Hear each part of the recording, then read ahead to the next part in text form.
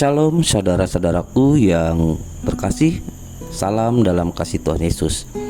Hari ini Kamis tanggal 7 Maret 2024, kita akan mendengarkan renungan harian Resort GKI Pulang Pisau bersama saya Pendeta Hebrono Priyanto.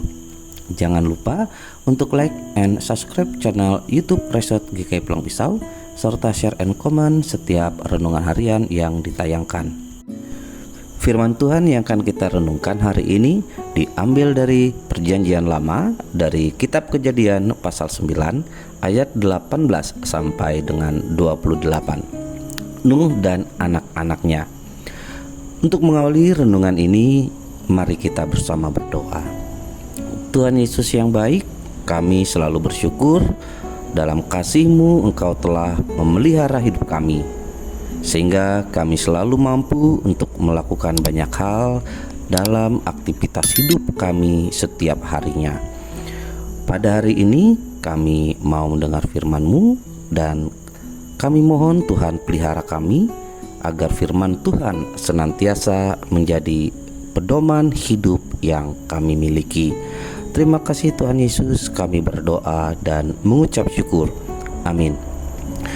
Saudara-saudaraku yang dikasihi dan diberkati Tuhan Yesus Kristus, Kejadian pasal 9 ayat 18 sampai 28 menceritakan hubungan Nuh dan anak-anaknya.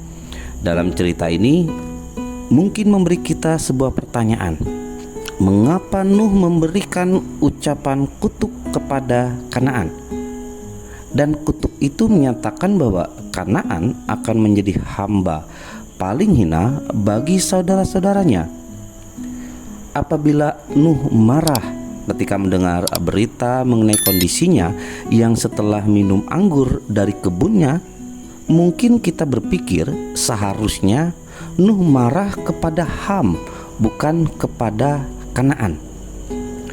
Apa yang dinyatakan Nuh tersebut merupakan sebuah sanksi yang diberikan kepada Ham atas tindakan yang dilakukannya, sebuah sanksi yang berkelanjutan yang diberikan kepada keturunannya, yaitu Kanaan yang merupakan anak daripada Ham. Lalu kemudian muncul kembali pertanyaan selanjutnya, mengapa Nuh setega itu kepada anaknya Ham sehingga menyatakan kutuk yang demikian? Dalam cerita ini kita bisa melihat apa yang telah dilakukan dan tindakan yang diambil Ham yang tidak menunjukkan sebuah rasa hormat atau penghormatan kepada ayahnya Nuh ketika Nuh mengalami kondisi setelah minum anggur tersebut. Dia tidak melakukan apapun. Bahkan kemudian ia menceritakan kepada saudara-saudaranya yang lain. Saudara-saudaraku yang dikasihi dan diberkati Tuhan Yesus Kristus, tidak dapat kita pungkiri bahwa sikap Ham yang terjadi tersebut seringkali pula terjadi pada diri kita.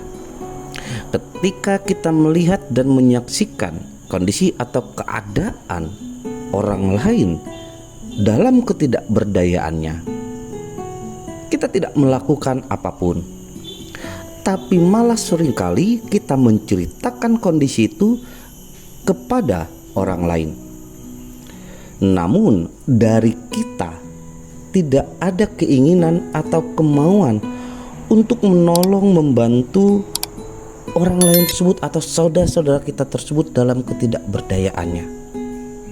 Kita hanya berdiam diri tapi menceritakan banyak hal atas itu. Tetapi hal yang berbeda diperlihatkan oleh saudaranya yang lain, yaitu Sem dan Yafet.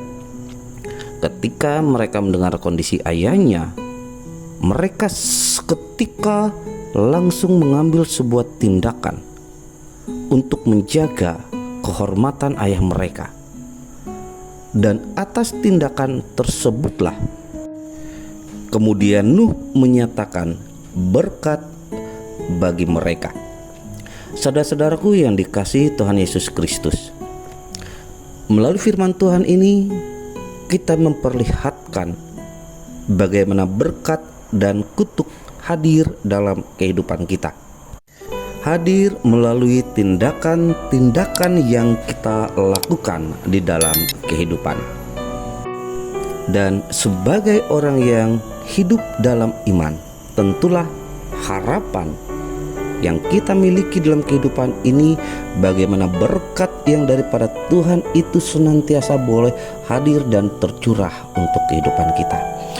Oleh karena itu, melalui firman ini, mari kita memunculkan segala tindakan-tindakan yang menyenangkan hati Tuhan. Tindakan-tindakan yang menunjukkan bahwa kita adalah orang-orang yang layak untuk diberkati. Sehingga kehidupan yang kita miliki menjadi kehidupan yang terus diberkati Tuhan, senantiasa dipelihara Tuhan dalam setiap hal yang kita kerjakan, sebanding dan selurus dengan setiap tindakan yang kita lakukan untuk menunjukkan kelayakan kita sebagai umat yang diberkati. Kiranya senantiasa Allah memberkati kita dan kita senantiasa hidup dalam kasih serta berkat daripada Tuhan Yesus Kristus. Amin. Mari kita bersama berdoa, dan kita secara khusus berdoa untuk Jemaat GKE Pulang Pisau Hilir. Allah yang baik, Allah yang penuh kasih, terima kasih atas firman-Mu yang kami telah renungkan bersama. Firman-Mu menyadarkan kami bahwa berkat-Mu ada dan tersedia bagi kami, umat-Mu. Oleh karena itu, kami mau membangun kehidupan yang memunculkan setiap tindakan yang selaras dengan keinginan Tuhan. Walau di tengah banyak cobaan kehidupan, biarlah kiranya kami mampu melawan semuanya itu, agar dalam hidup kami yang kami munculkan adalah setiap tindakan dan perbuatan yang menyenangkan Tuhan. Pada saat ini secara khusus kami berdoa untuk jemaat Tuhan, jemaat GKE Pulang Pisau Hilir. Tuhan selalu memberkati kehidupan jemaat GKE Pulang Pisau Hilir di dalam segala aktivitas, di dalam segala pekerjaan rumah tangga yang dimiliki. Bahkan Tuhan telah memberkati MPH GKE Pulang Pisau Hilir dalam pelayanan yang dilakukan untuk membangun pertumbuhan iman jemaat. Dalam program yang dimiliki dalam pelayanan, semua boleh dilaksanakan dan direalisasikan dalam kasih Tuhan.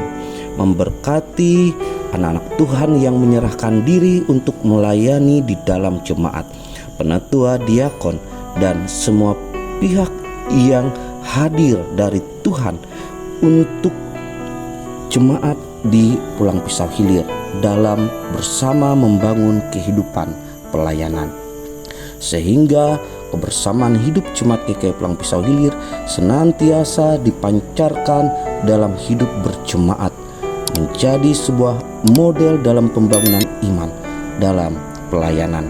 Terima kasih ya Tuhan atas kasih-Mu. Di dalam Yesus Kristus kami memohon dan berdoa. Amin. Tuhan memberkati engkau dan melindungi engkau. Tuhan menyinari engkau dengan wajah-Nya dan memberi engkau kasih karunia. Tuhan menghadapkan wajah-Nya kepadamu dan memberi engkau damai sejahtera.